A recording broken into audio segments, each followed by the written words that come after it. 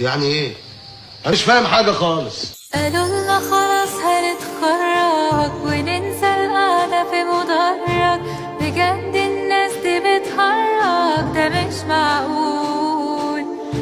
فاكر نفسي في سنة أولى بالبيبت والأنبولة والبيوريت اللي مكسورة، اسمعني وقول يا ماما نقطة ريفريشن وجات لنا إريتيشن، حط ايديا نقطة نقطة وزرعية في الأغار، بكتيريا رايحة وجاية وشغلنا مية مية ولا حاجة مطلعينها والبيكر من 7 نار.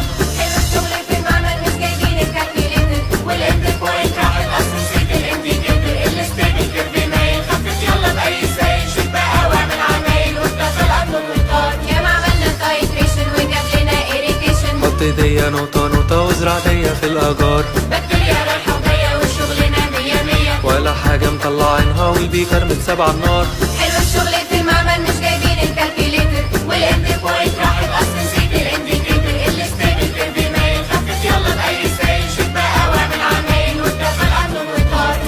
طيب يا سيدي شكرا كفايه.